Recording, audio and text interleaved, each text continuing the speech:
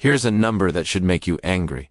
$1.2 million. That's how much less the average woman will earn over her lifetime compared to a man doing the exact same job. But here's what's even more disturbing. It's not just about earning less. Women are also investing less, taking fewer risks, and building smaller portfolios.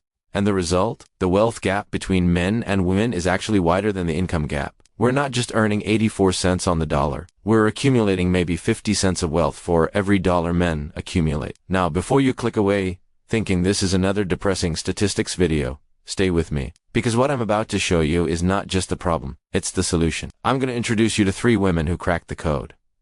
One manages billions for the ultra-wealthy at JP Morgan. Another built and sold a company, and now runs a $3 billion global business. And the third started as a waitress's daughter, and built a financial empire. And here's the best part. The strategies they use to build wealth aren't complicated. They're not reserved for the rich. And you can start using them today, even if you're starting from zero. By the end of this video, you're going to understand exactly why women struggle with wealth accumulation, what successful women do differently, and the 3 specific actions you can take this week to start closing your personal wealth gap. Let's dive in.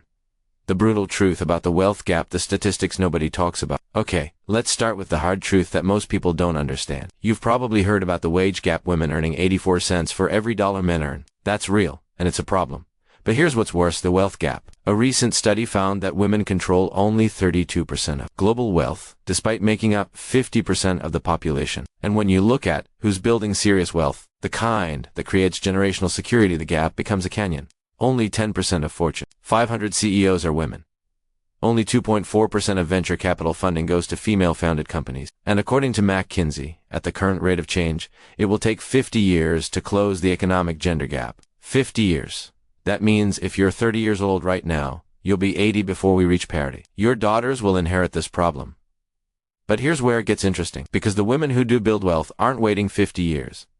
They're doing something completely different. And I'm going to show you exactly what that is, why this happened. The promotion gap. Jennifer Openshaw, who went from being raised by a waitress working 2 jobs to becoming a financial powerhouse, said something that hit me hard.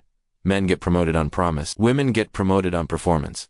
Think about what that means. A man walks into his boss's office and says, "I think I can do this job," and he gets the promotion. He gets the opportunity. He gets the higher salary. A woman has to prove she can already do the job often by actually doing it for months or years without the title or the pay before she gets promoted. The result? As we go up the corporate ladder, the wage disparity actually widens. Women at the top might have the same qualifications, the same hours, the same results, but they're earning significantly less. Why? 3 reasons. First, women tend to be placed in softer roles: HR, communication, operations, instead of roles directly tied to revenue generation. And the revenue-generating roles, those pay more. Second, women are underrepresented in the highest-paying industries: technology, law, finance, and engineering. Third, women negotiate less aggressively for their salaries and promotions. There's decades of research showing this. We undervalue ourselves. We wait to be offered, instead of asking. We accept the first number instead of pushing back. Now, before you think this is all doom and gloom, here's where the story changes.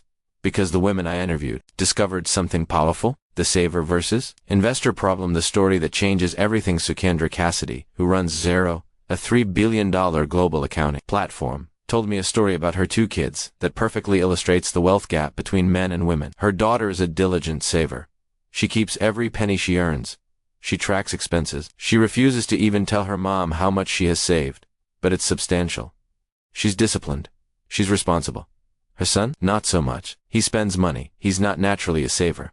But here's what happened. Sukendra convinced her son to invest. She told him to pick 3 stocks, anything he knew about. He picked Nvidia, Apple, and a Bitcoin fund. He didn't do deep research. He just picked companies he'd heard of. Within months, he was up 50%. Her daughter still has all her money sitting in a savings account, earning maybe 0.5% interest. So who's building wealth? The son, who was less disciplined but willing to take smart risks.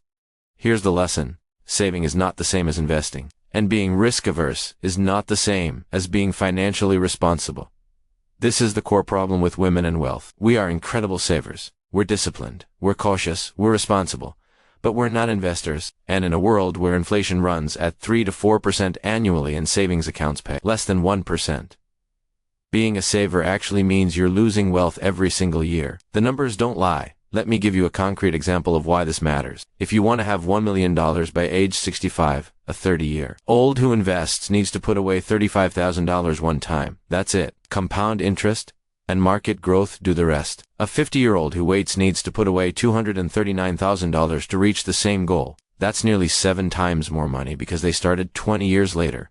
Starting early isn't just helpful. It's the single most powerful wealth-building tool available. But here's the problem. Women start investing later than men. We keep money in savings longer. We wait until we feel ready or knowledgeable enough. And every year, we wait costs us exponentially. So how do you overcome this? How do you shift from being a saver to being an investor without taking reckless risks? That's exactly what we're going to cover next. The Smart Risk Framework. Invest in one. You know, Sukendra shared something brilliant about how she built her personal wealth. She said, make money in what you know. Her first job was as an investment banker working on savings and loans. Not sexy, but she learned the business inside and out. The first 2 stocks she ever bought, thrift stocks, and she made money. Then she moved to Silicon Valley and worked in e-commerce. So she invested in e-commerce companies as an angel investor and in public stocks. Many of those investments paid off massively. Later, she joined the board of Xero and deepened her understanding of retail. So she invested in retail businesses where she could see the patterns of winners versus losers.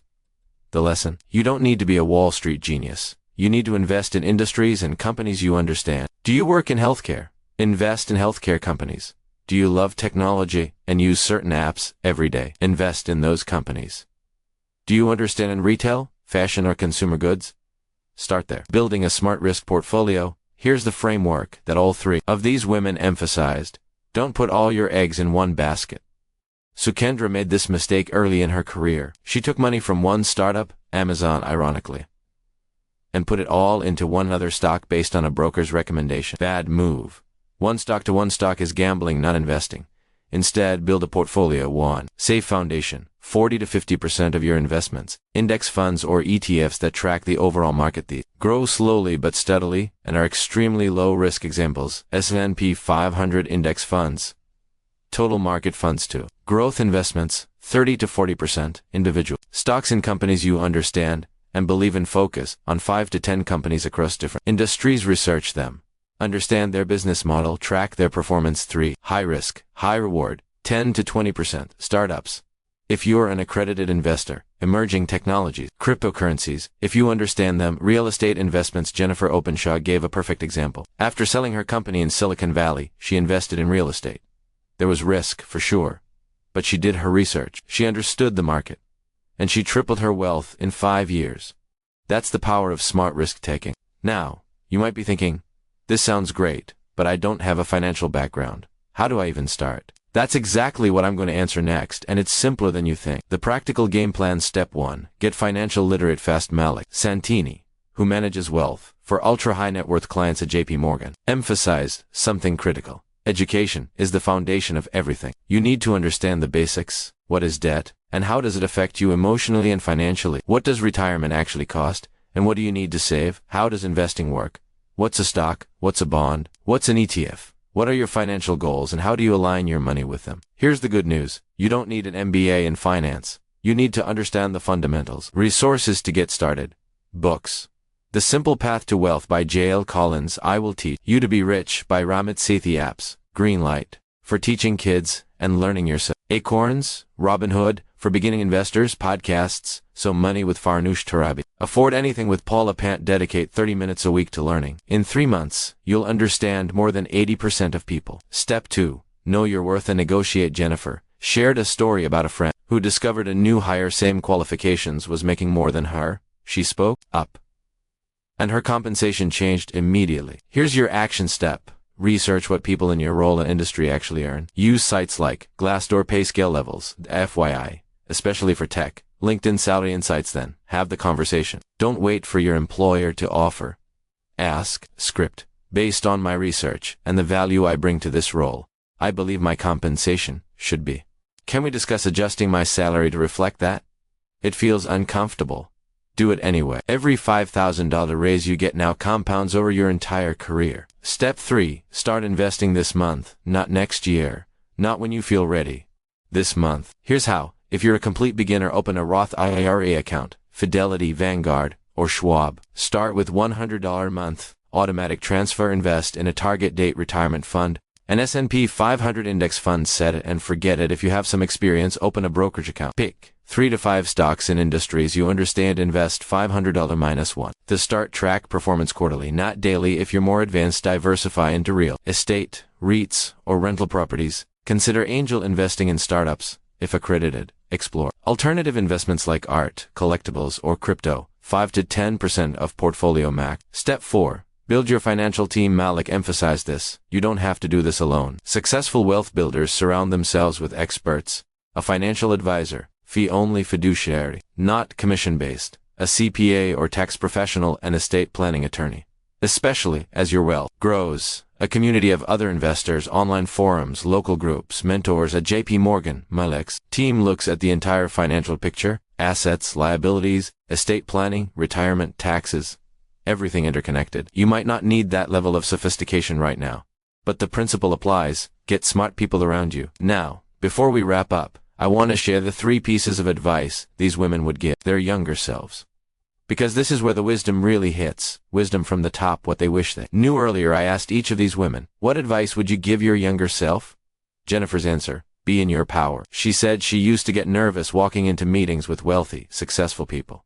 She would doubt herself, question whether she belonged. Then she learned to talk to herself differently. To remind herself, you deserve to be here. You've earned this. And that mental shift changed everything. She also said, visualize what you want. She started doing this at age 12. Visualizing meetings, visualizing success, visualizing the life she wanted, and she built exactly that life. Sukendra's answer: calm down. It's all gonna work out. She laughed and said she was incredibly intense when she was younger. Still is, but worse back then. Her advice: trust the process. Invest in what you know. Build a smart risk portfolio early. And she said, don't do what I did. Don't take all your money from one startup and put it in one stock a broker recommends. That's idiotic. Learn from her mistake. Diversify. Always. Malik's answer: become a subject matter expert in one area. She said the key to becoming irreplaceable and therefore highly compensated is to go deep in one specific area. Not broad, not generalist. Deep expertise. When you're the person everyone comes to for one specific thing, your career trajectory accelerates exponentially. Pick your area, master it, own it. The call to action: your wealth gap starts closing today. Here's the truth. The system isn't designed to help women build wealth. The wage gap, the promotion gap, the investment gap, they're all real, and they're all working against you. But here's the other truth. You don't have to wait 50 years for the system to change. You can start closing your personal wealth gap today. Your 3 actions this week: 1.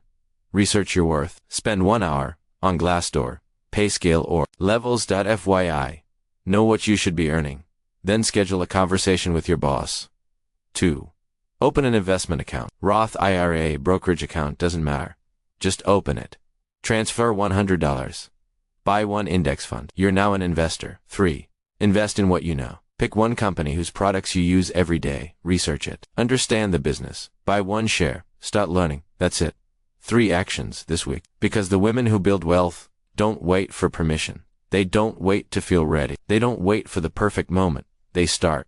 They take smart risks. They invest early. And they build the life they visualize. The question is, will you? Drop a comment below telling me which of these 3 actions you're taking this week. Subscribe, because I'm breaking down more wealth building strategies every week. And share this with 1 woman in your life who needs to hear this message. Let's close the wealth gap together.